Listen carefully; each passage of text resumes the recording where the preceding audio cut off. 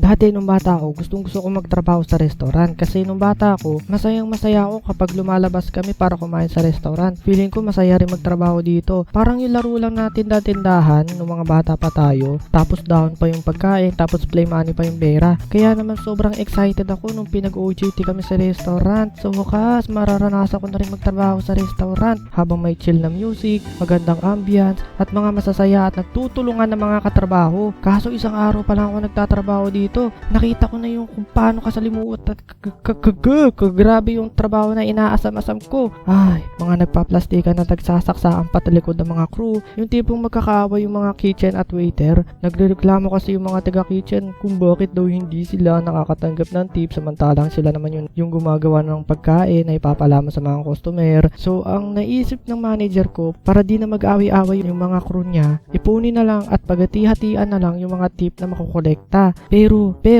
di alam ng manager na ito pala yung pagmumula na mas grabing pang-awayan ng mga kasi grabe yung silipan at titigan sa tuwing mag-iiwan ng tip yung customer. At isa pa sa nagustuhan ko sa restaurant na ito, libre daw yung pagkain namin. So akala ko talaga makakakain ako na masasarap na mga expensive na mga pagkain kasi grabe talaga yung mga pagkain na sinaserve dun. Makikita mo talaga yung mga lobster, tapos yung mga crabs. Minsan gumagalaw pa. Oh, grabe. Kahit allergic ako dyan, kakainin ko yan. Tapos yung mga design sa mga plato, sheesh! Kaya sobrang excited ko mag lunchtime nun eh. Kaso sobrang nadismaya ako kasi sardinas lang yung pinaulam sa amin. Buti sana kung pasosyal na sardinas eh. Kaso sardinas ng kahirapan lang talaga. Tapos makikita mo yung manager, sobrang sarap ng ulam. Bakit ba sobrang sarap ng pagkain yan? Eh wala namang ginagawa yan. Palagi lang siya nasa sulok, nagsiselfone. Alam ko yung iniisip nyo, iba kasi yung trabaho ng manager. Siya kasi yung nagganyan, ganyan, mahirap, masakit sa ulo. Hindi, ultimo trabaho niya, pinapagawa niya sa mga crew na gustong sumipsip sa kanya. Pero don't get me wrong hindi ako galit sa kanya kasi cool kid siya. Isang araw nga, kinausap niya ako eh. Sabi niya, ang ganda ng mga mata mo. Huwag ka na tumulong dyan, mababae ka na lang. Dapat, bago matapos ang OJT mo, may 36 girlfriend ka doon ko i-base yung grades mo. What? So, puro pambababae lang yung tinuturo niya sa akin kaysa yung mga dapat ko matutunan sa restaurant. Alam nyo ba, 3 years na ako nag-aaral sa food industry noon pero di ko pa rin alam yung pinagkaiba ng sinigang at sinangag. Magkatunog kasi sila. Kasalanan ng customer to eh. Paano ba naman? Sinigang na nga lang ipapa-take out pa. Wala ba kayong baho sa bahay nyo? Bakit sayang-saya ka sa sinigang? Diyos ko, dagdag pa to sa trabaho ko. So, kinuha ko yung sinigang tapos nilagay ko sa lamesa. Tapos kumuha ako ng pambalot pero malayo. Malayo yung pambalot kaya pumunta muna ako doon. Tapos pagbalik ko, wala na yung sinigang sa lamesa. Sinangag. Wala na yung sinangag sa lamesa. Tinapon na pala ng chef. So grabe yung anxiety ko noon. Kasi di ko na alam yung gagawin ko. Bilis ko pa naman di mawala. Buti na lang, to the rescue yung manager. Sabi ng manager, anong nangyari dito?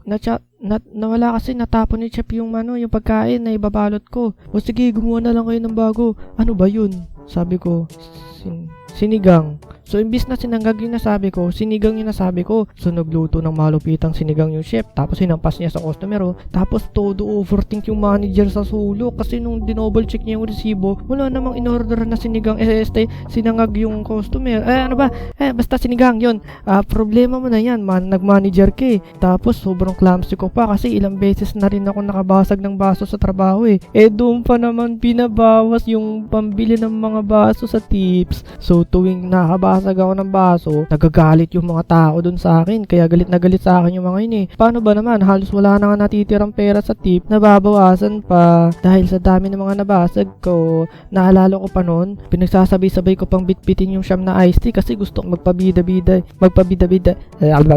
Guys, look 1 hand, panis. Yan ang natutunan ko sa school. So, sinerve ko yung siyam na iced tea gamit yung isang 1 hand ko. Kaya lang, pag angat ko ng isang baso, yun, naglaglagan at nagbasagan yung mga baso sa table ng 4 na chicks na customer. Dahil dito nagulat sila at nabasa yung mga damit nila. Tapos akala ko talaga magagalit sila. Tapos alam mo yun, yung mga Karen, yung oh hell no! Yung ganun. Tapos what you're doing, mister? Tapos ipapatawag yung manager, sabihin, what's the manager? Kasi sobrang social ng mga yung mga suot nila eh. Tapos yung katawan nila pang supermodel. Pero imbis na magalit sila, pinagtawanan nila yung isa na lang kasama kasi basang-basa ng iced tea. Bumakat pa nga yung Tapos pagkatingin ko dun sa kasama nila, imbis na sorry